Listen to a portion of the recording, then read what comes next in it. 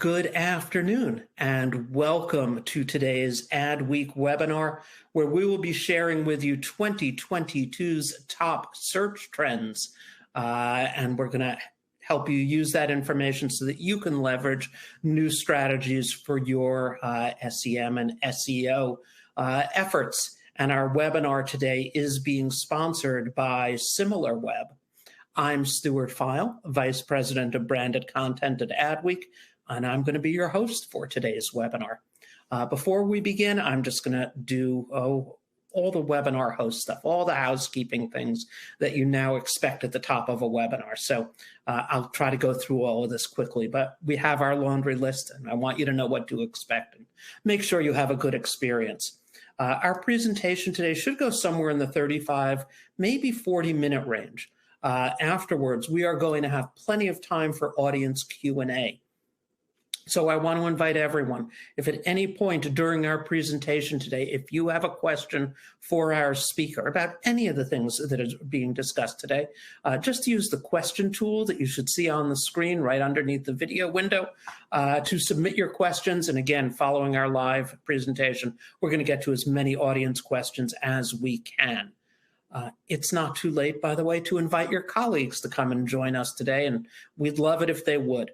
To make that easy for you, when we sent you a final reminder email for today's webinar about 15 minutes ago, we included a link to the registration page. So grab that link, send it off to your colleagues. They still have plenty of time to register and come on in and join us live. But if they can't make it live, today's webinar is being recorded and it will be available on demand. And we're going to send you a link to that on-demand recording later this afternoon. So check your email about 3:30, 4 o'clock Eastern time.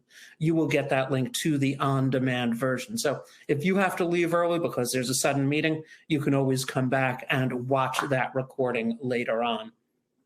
A lot of information is going to get shared on today's webinar. It is very slide driven, and there's a lot of charts and graphs and really interesting trend information. If you want a PDF of the deck, we've made that available for you, and you will find it in Event Resources. You should see that tab down there on bottom of your screen near where you see the question tool. So feel free to go on in there at any point and grab a PDF of the deck. We know that's always a really good takeaway for people who attend our webinars. Lastly, I just want to remind everyone to check out the Adweek webinar calendar, www.adweek.com/webinars. See what's coming up on the calendar. You'll probably see it when you log off. Sign up for an upcoming webinar. Lots of different topics, things coming up on social, website accessibility, of course, cookieless future, and everything that's involved in identity and issues like that. See what's there. Sign up for an upcoming webinar. Check out the archive of on-demand webinars. Every webinar we've done over the past 12 months, you'll find some from our sponsors at Similarweb in there. Again, adweek.com/webinars. Let me just take a very brief moment here and introduce our speaker to you. We are joined today by Shahar Fridman, who is the Senior Solution Business Manager for Marketing Intelligence over at our sponsors at Similarweb. He's been working as a marketing and advertising professional here in New York City for over almost 2 decades. And his experience really spans areas like TV, media buying, digital activation, across social, search, display, and more. We are really happy that he'll be here to share some of the insights that Similarweb has on search. So without further ado, let me bring Shahar up on screen to start our webinar. Shahar, welcome. Nice to have you here. Thank you very much, Stuart, for the warm introduction. And I'm super excited to share with you this presentation. There's a lot of interesting stats in here that can help you optimize your campaign and understand how the industry that you are working in is performing. So with that, our agenda for today would be we'll go over paid search trends by industry, recovering industries, ones that were affected. So everybody has been affected by COVID. So some industries are still recovering, some are growing faster, and some are growing very moderately. We'll cover these. Then we'll look into the top paid search categories, which industries are leading the pack. Then we'll look at the top purchased keywords in PPC, both on spend and on visits. Those are two very different metrics. And then we'll look at top spenders by specific industries and leave some time for Q&A.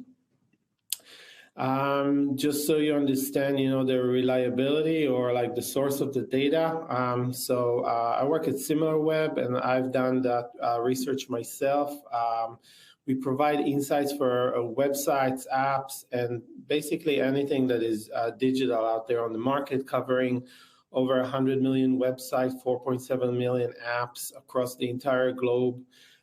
We do have 210 industries, and I couldn't show all of them to you today, so I had to cherry pick the ones that I thought were the most interesting and the most relevant for us, especially in online marketing and online tools.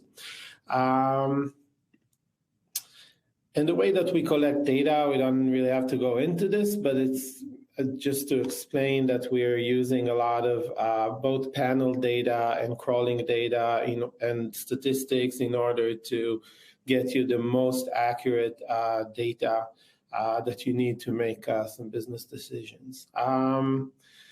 By means of this deck, unless it's indicated otherwise, the timeline of the graphs that you're going to see is going to be for the past 3 years.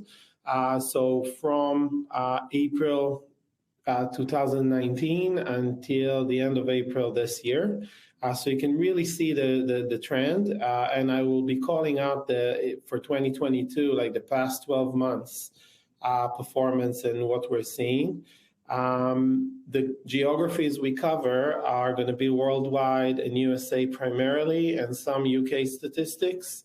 Worldwide is going to be in blue, and USA is going to be in yellow, overlapping, so you can see the portion of US as part of the entire universe. And this is the long list of industries we'll cover. So without further ado, we'll just look at the global trends now, just for a second. So this is the entire universe of paid search visits across the globe for the past 3 years. And as you can see, there are those spikes that are happening during the holidays, which we know is basically like the Super Bowl of e-commerce, and you will see that this is part of the drive that brings those waves up. And something super interesting to see is that since the outbreak around March 2020, these waves have been growing and growing and growing.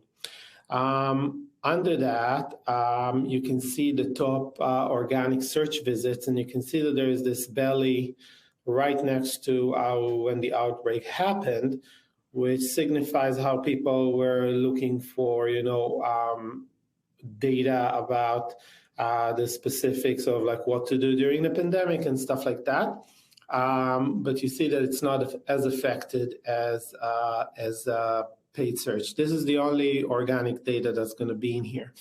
Overall, if you're running paid search, paid search has over 12.5% increase in the past 12 months, so going strong into 2022.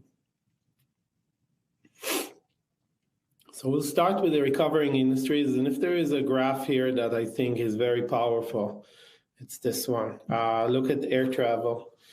It has been a crazy ride for this industry. You see this, basically the entire industry went into a complete stop once the outbreak has occurred in March. And since then, it has been growing steadily. And in the past 12 months, it even grew 104%. Versus the year before that. So the airline industry, for at least from like a paid search perspective of advertising for flights, is getting much better, but it's still not even at half of how it was before the pandemic. And that's a very surprising thing, at least for me, because, I'm seeing people flying a lot and doing, like traveling more. But I guess still with all the restrictions around us with, for example, you can't enter the US if you are not a citizen and you're not vaccinated. So things like that affect air travel significantly. And within the category of travel, we also have car rentals and hotels. And you can see that those two follow very much the same trajectory, and they are both at a 70% increase in the past 12 months. So that's really nice to see. And they're at about 2/3 of where they were before the pandemic. So their story is a little better than aviation. And you can see that there are those big spikes during the summer of both 2020 and 2021 that helped some of those industries recover. And then tourist attractions as well, like fairly similar to what we've seen with the car rentals and the hotels, but they have a significant growth of like 212% in the past 12 months. And it's about 70% of the activity pre-pandemic. So tourist attractions are doing fairly well, but still recovering. Then surprisingly, telecommunications has seen a 7% decrease in the past 12 months. Average activity is, fairly flat from before and after the pandemic. And I've been asking myself, what's the driver of this? And it could be a slew of a lot of different reasons, from new models of like mobile devices not having that significant change compared to the previous generations. But you can also see how they also go by the e-commerce sale increases during the holidays. And moving into moderate growth, we're seeing the financial industry and gambling growing 16%, 27% year over year from the past 12 months. And they both have seen, a nice increase since the pandemic. But you see that these graphs are not as volatile, and they show a steady, slow and nice growth for both. And by the way, financial is one of the top advertising industries. You'll see that later on. So for food and delivery and groceries, I actually wanted to put them both in the same graph for you so you can see the difference. But groceries can easily go into the extreme growth industries. Food and delivery has been, they saw an increase of 13% in the past 12 months, and groceries only 15%.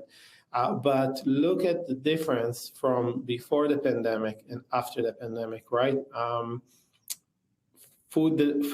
Groceries have grown significantly. It almost doubled its activity from before the pandemic. So that trend of, Instacart and, ordering your groceries online started before COVID. I remember I used to order from Fresh Direct every now and again.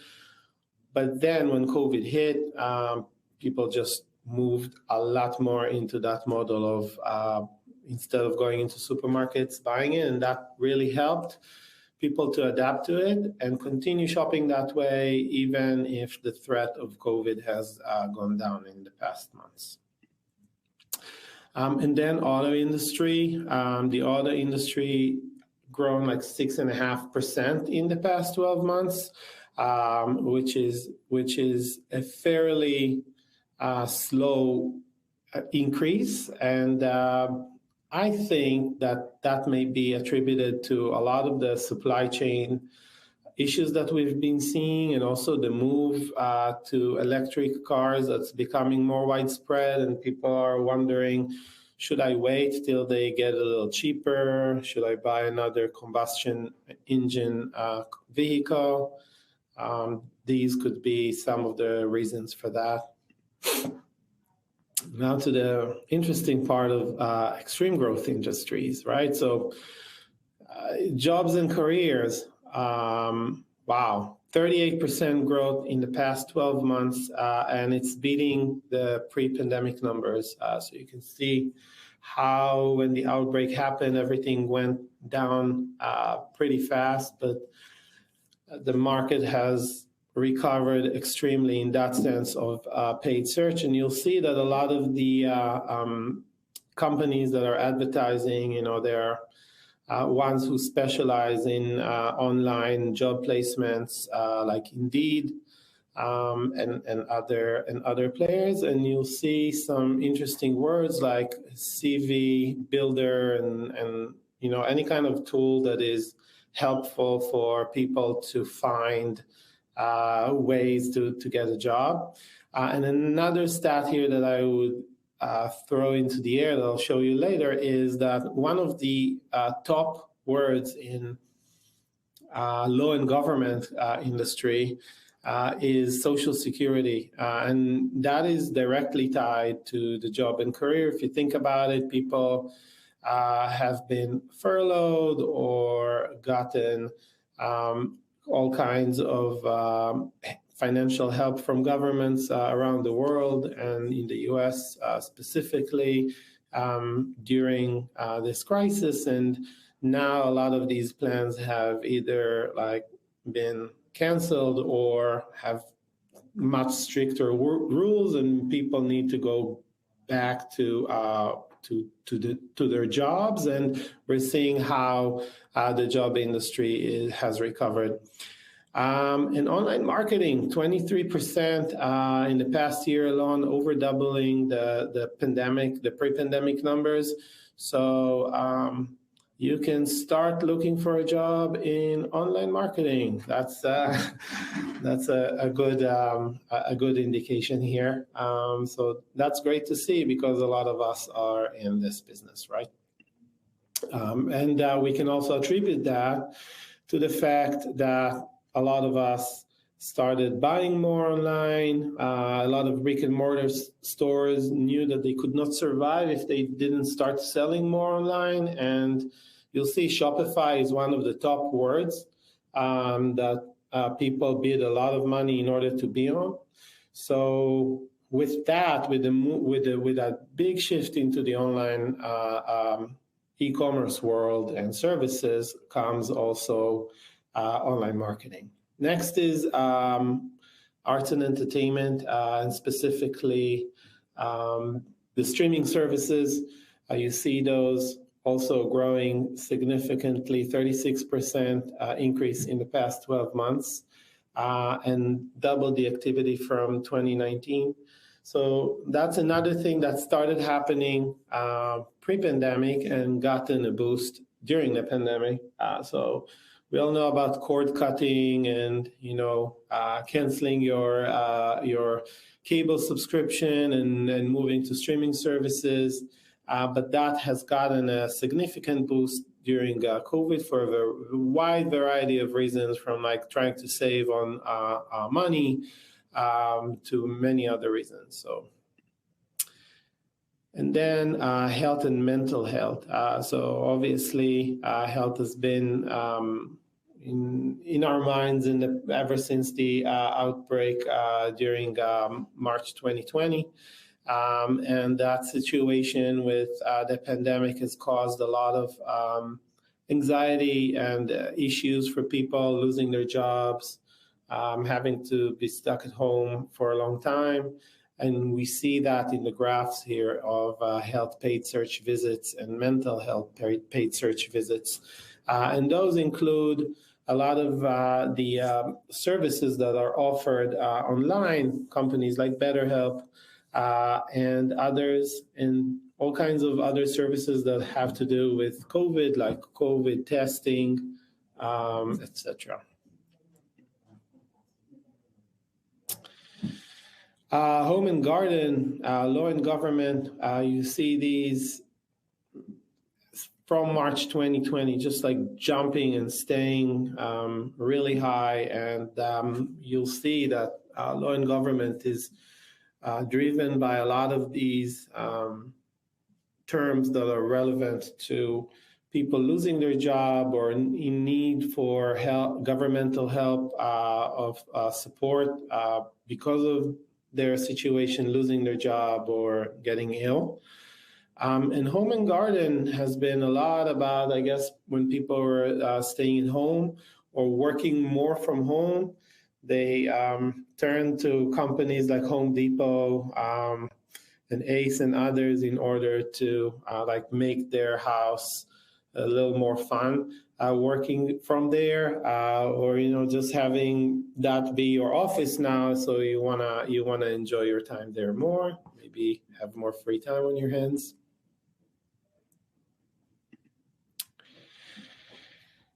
And e-commerce and lifestyle, not surprisingly, you see those huge waves.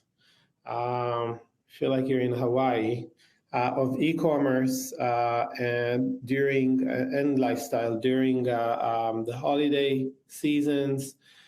Really, every time there is a wave like that, it's almost doubling the baseline, and you see those waves are getting bigger, and the baseline is getting bigger. So all in all, they're influenced highly by holiday season, and they've seen increases of 25% compared to 2019, with a 3% increase and 15% increase in activity over the past 12 months, respectively.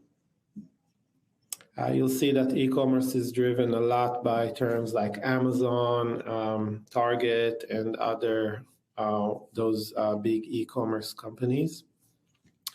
And then science and education and video game consoles, they've seen a nice increase. For science and education, we saw a huge boom in the second half of 2020. And we know that this is because of a lot of these remote solutions that people resorted to because they could not go into the class or they could not study or teach. So a lot of us have had to find other channels or other ways to study. And for video game consoles, you see that they are fairly even, which was surprising to me. I thought people will have more time on their hands and, play more games, hence you will see more search campaigns, but not as much.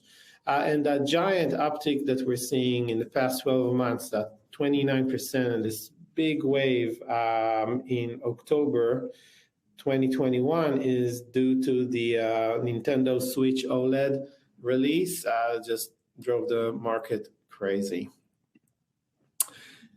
And by means of sports, it's driven by seasonality of sports. Obviously, baseball season, football season, NBA season, at least in the US, and soccer and other sports in the rest of the world. And we're seeing a really big spike in sports in the past 12 months, 11% in the past year and 50% overall compared to pre-pandemic numbers. So now we'll move into the top paid search categories real quick. And don't worry, like you can, as Stuart said, you can download this presentation in its entirety as a PDF format, so you can really dig deeper and You see all of these categories and keywords that we're going to go over now. Obviously, we cannot go over each and every one of these keywords or categories. So I encourage you to download that PDF and take your time to enjoy reading through that. So in the world for the past 3 years, by means of spend, computers and electronics, finance, and e-commerce have been the top 3 industries to spend money on paid search, with the first one going over $7.5 billion, and the second one being at around $6 billion. So really high budgets for these guys.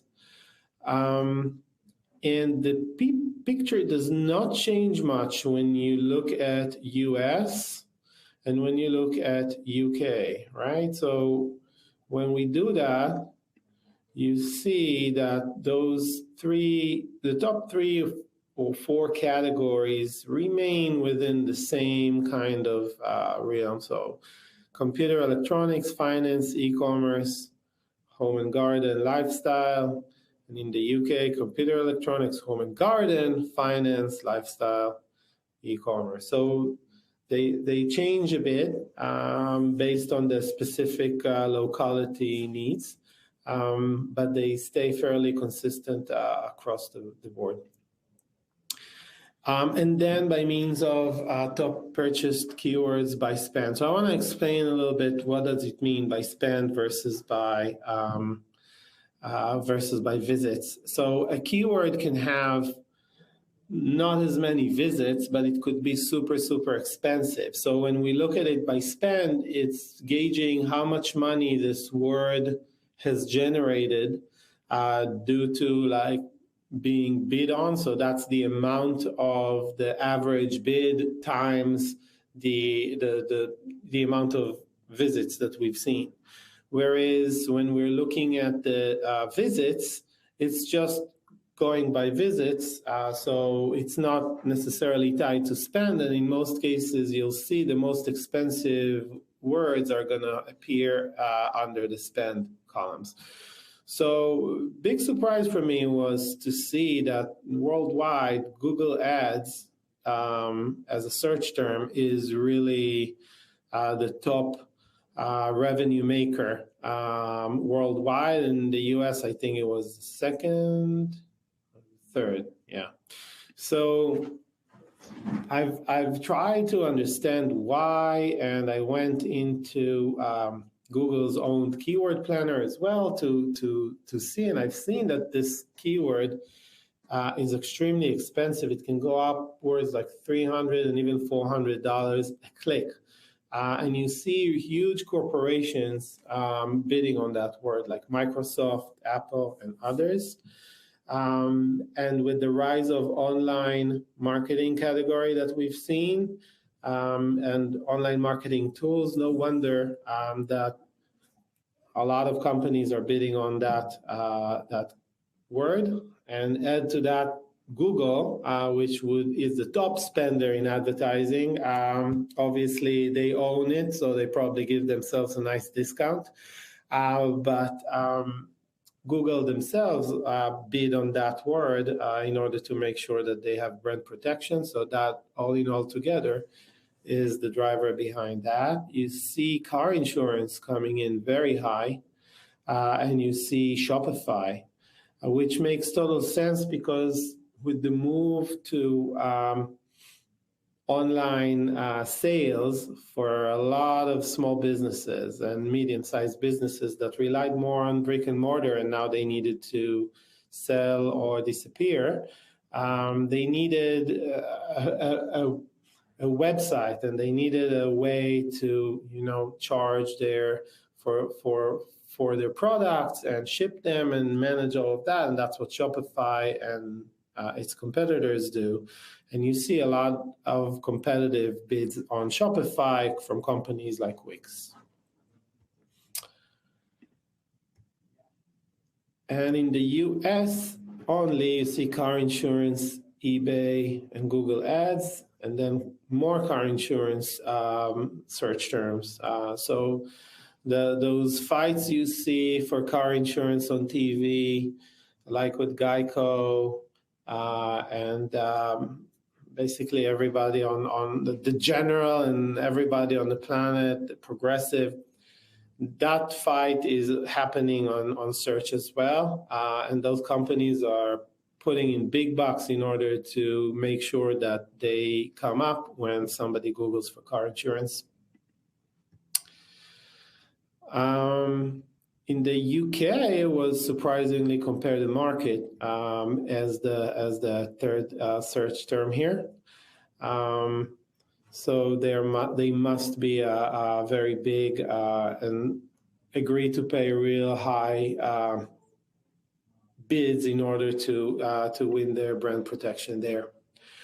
By means of top purchased keywords by visits, then we can see here that that's a little more predictable for us, right? So Amazon and AliExpress on worldwide, they come in as first. Canva was slightly surprising for me, and then more of the Amazon terms like Amazon Prime and other big retailers. Shein was also a surprise for me because they sell bathing suits and other clothing online. So it was very surprising for me to see how big of budgets they have, or for their competitors to advertise and come in at the top 10 and with all the big guns here. This is the view for US only. You can see Amazon Prime, and Walmart coming in as the first keywords, and then HBO and Etsy that has been growing very nicely since the beginning of the pandemic. It was growing even before that, and the beginning of a pandemic brought both sellers and buyers to Etsy, and we see it across the board. And then we'll look a little bit on select industries in that sense real quick. So top air travel, we see Southwest Airlines, Qatar Airways, LATAM, so mostly branded search terms for specific airlines. And then for telecom, again, big companies like Vodafone, Orange, T-Mobile, and Verizon. And for financial, PayPal, who also owns Venmo.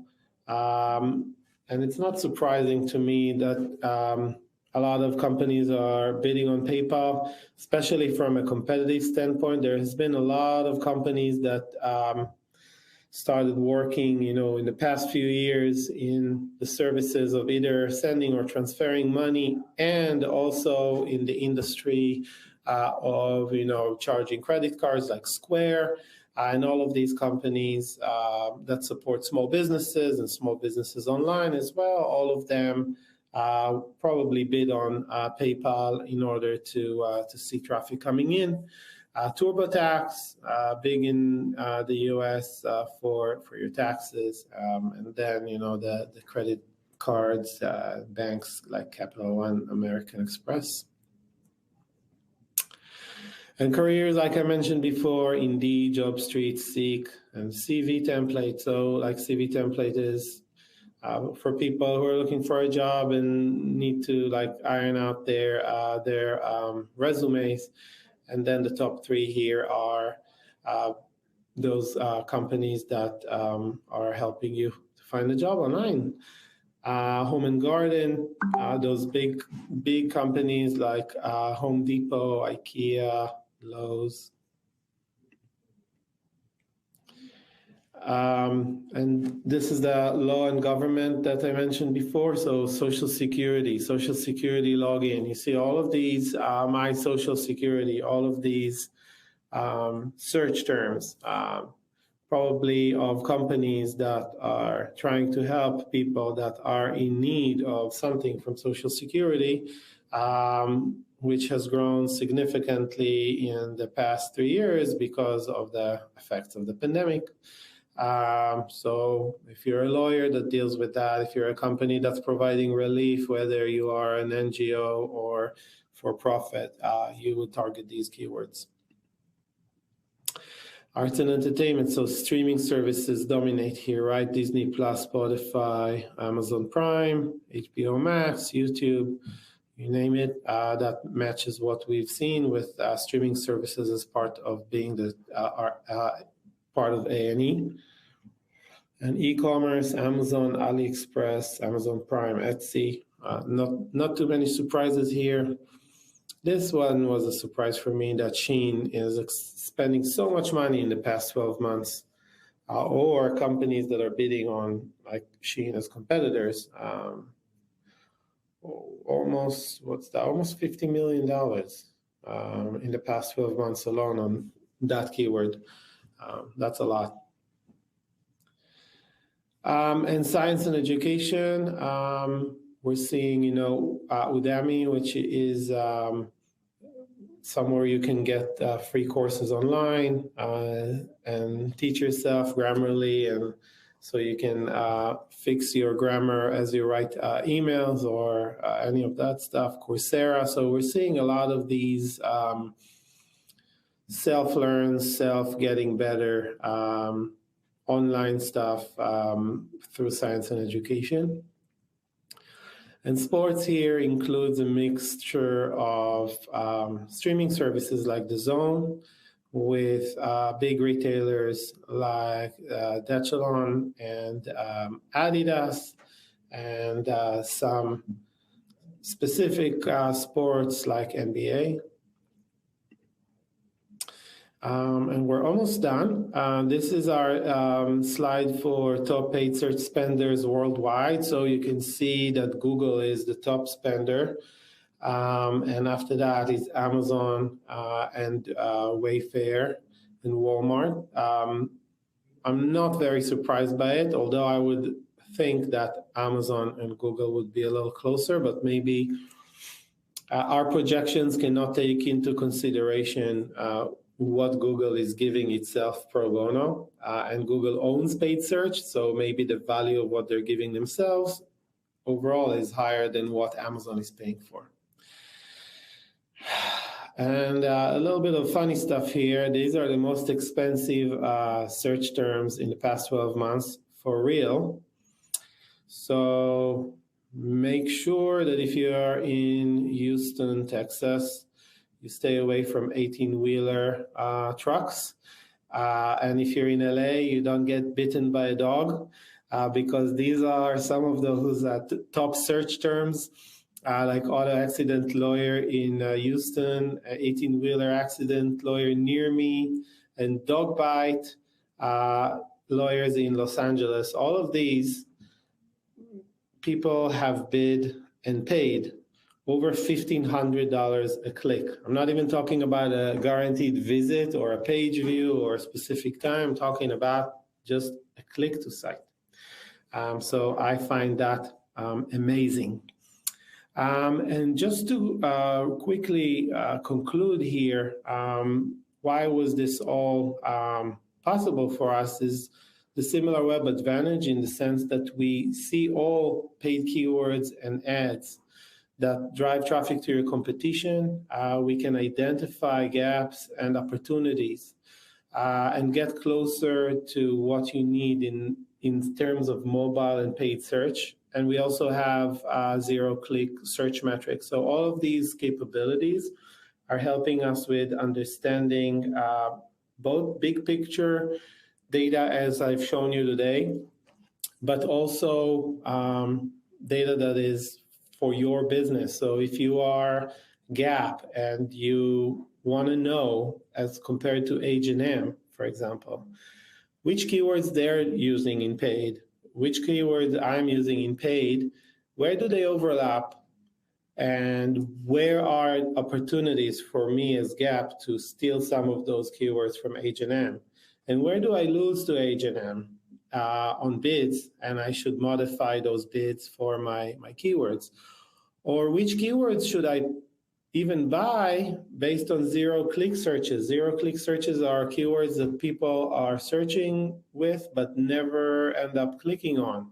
So maybe you don't want to invest in words like that are not getting any traffic, even though you can see that traffic volume looks pretty decent. They may not get to you.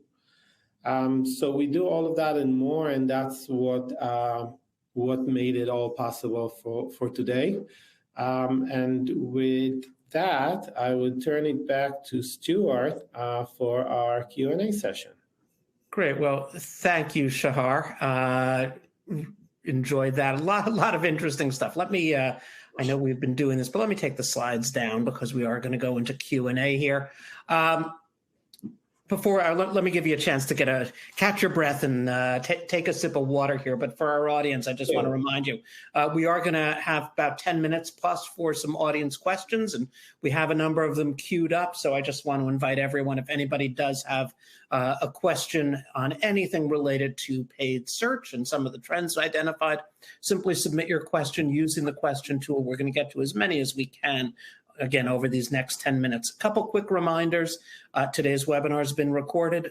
You're going to get a link to that on-demand version in your inbox about 3:30, 4 o'clock. Certainly feel free to share that link with your colleagues. If you've got someone involved in paid search, share the link with them. They can, again, catch this, or better yet, have them register. We'll send them the link directly. And as we've mentioned, again, the slides for today's presentation are available in Event Resources. You should see that tab on your screen underneath where you see the video window right now.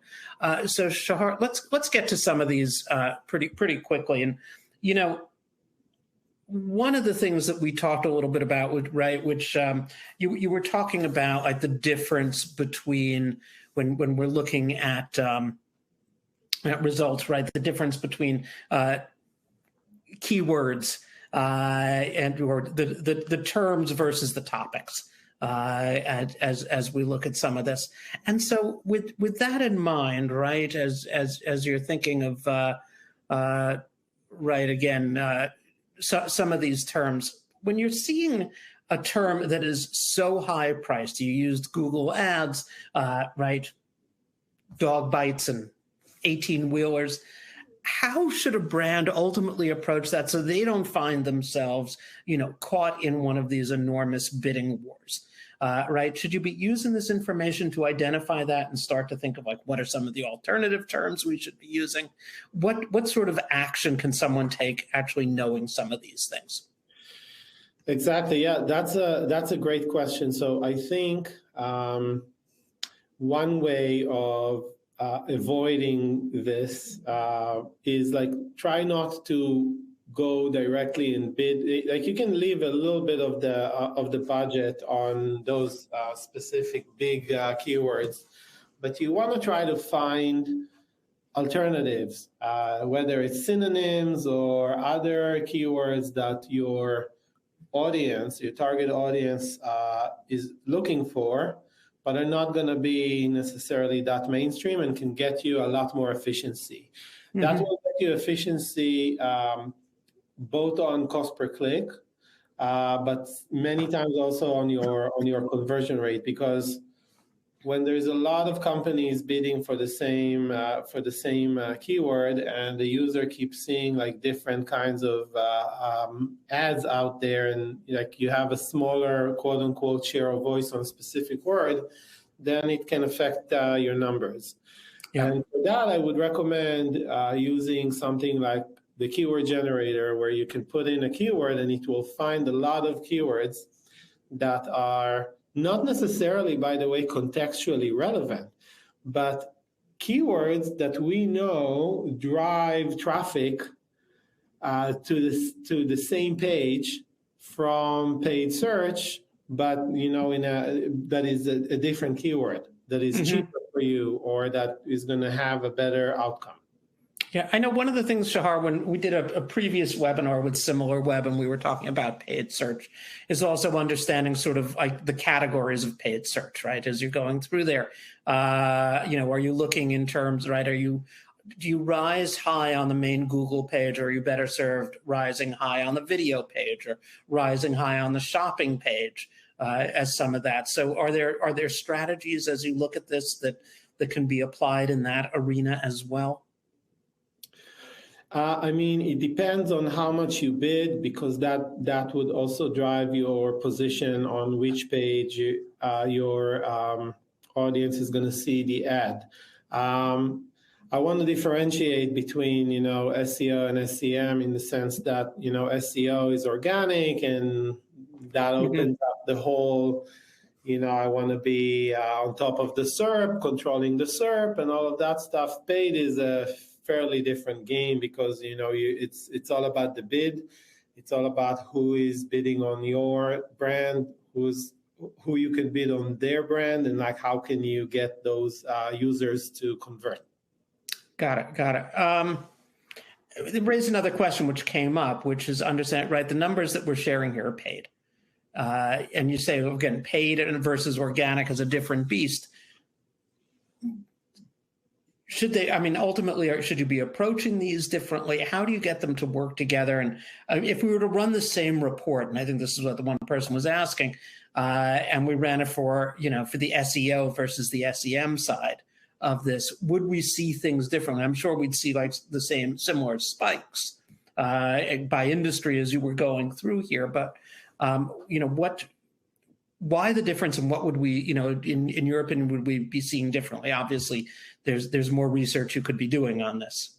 Yeah, and I actually I have the numbers not modeled yet, but when we pulled everything. So I'll take you back to the second slide. Surprisingly, you don't see a lot of fluctuations on organic for the entire universe.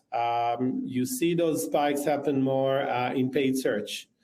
And I think that ways that maybe I'll address the first question first. What can you do with SEO to complement this research? So I would say for words that we're seeing that are very common, try to win them through SEO and not necessarily through SEM. So if we're seeing that these words are like super expensive to get to with paid search, try to get them with organic search SEO techniques, whether it's putting in more backlinks, or doing technical SEO on your website to make sure that the crawlers can see that specific page as a really good answer to the keyword Google Ads. So maybe you're not going to buy Google Ads for $400 a click, but from an organic search, you may be able to get yourself into one of the first pages results, and you can mitigate that or can get that added value just by knowing what works on paid search that you may not want to spend money on. Got it. By means of how the graphs would look in organic, I would assume that they would look vastly different, because we have to remember that sometimes paid search is used to try to mitigate losses or problems. So it's not necessarily good. Paid search is sometimes can grow when a company is losing and is not getting as many organic people, and it's trying to compensate by bringing more people in, right? By trying to generate more business by investing in paid search. So I wouldn't necessarily think that the organic graphs are going to look the same. If anything, I think that in the big ones, yes, maybe in the aviation, probably. But in some other industries, I would assume that they would be a little less volatile, if I should say. Got it. One of the things we know about search is search behavior is changing, right? Some of us are still, like me, and you like to go to google.com, or you go to your bar and you just throw a term in and it comes through. But there's obviously an enormous growth in terms of voice search.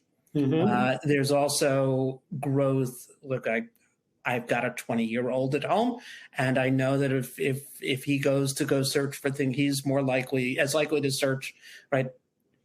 Find a new product, it goes to Amazon to search, goes to social to search, right? I want to see what people are talking about, not what necessarily the search engine is going to deliver to me. So as you do all that, let's maybe just start with voice search, because of course, again, right, everything from Alexa to Siri to everything else, a lot of people just grab their phone and it's like, that's why near me searches are so high. So what are some of the things that should be considered on that? And are you seeing, in fact, like a growth of that sort of things really being phrased and paid search terms going up for things that are really optimized for voice? That's a great question. So if I was planning for, investing more in paid search, so paid search works usually for the specific platform you're on. So Google Assistant is going to look on Google. Amazon is going to look on Amazon, at least for products and things like that. That's why we added at Similarweb a lot of these places where you can run, a keyword like you run a keyword generator or like a keyword plan and learn which words you want to be on, and that will apply both for SEO and SEM in that sense. So because you wanna cater for both. So you're able to, because when you voice search something on Google Assistant, it basically writes the question into the browser, right? So there's not a lot of ways for us to capture exactly what was voice and what was not voice activated, but we know that because these devices are so easily used, it actually brings up the search volume, because now you don't, in the past, if you needed to search for something, you needed to take out your phone or you needed to open up a computer and go to google.com and start searching.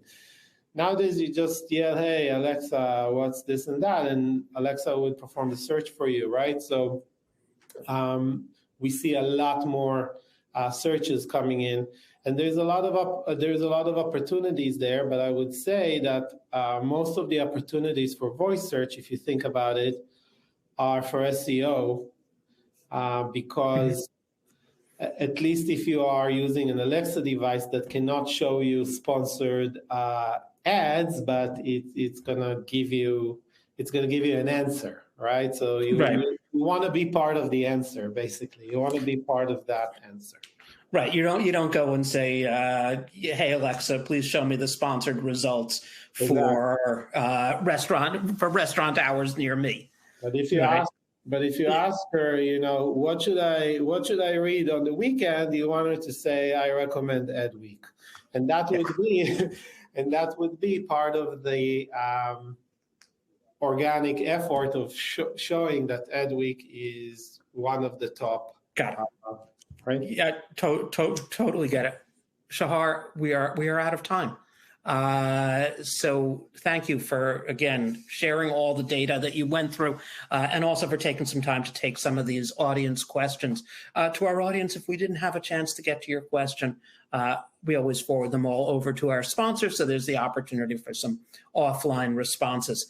As we finish this up, let me just provide just a few final reminders here. Again, you're getting that link to On Demand, so check your email 3:30, 4 o'clock today. If you haven't yet, go on into Event Resources, grab that PDF of today's deck. And lastly, adweek.com/webinars, our webinar calendar. See what's coming up, sign up for an upcoming webinar, check out the On Demand archive as well. So again, I just want to thank our sponsors today from Similarweb and our speaker today, Shahar Fridman. I want to thank our audience for taking time out of your busy day, and we look forward to seeing everyone at an upcoming Adweek webinar. Thanks, everybody. Thank you.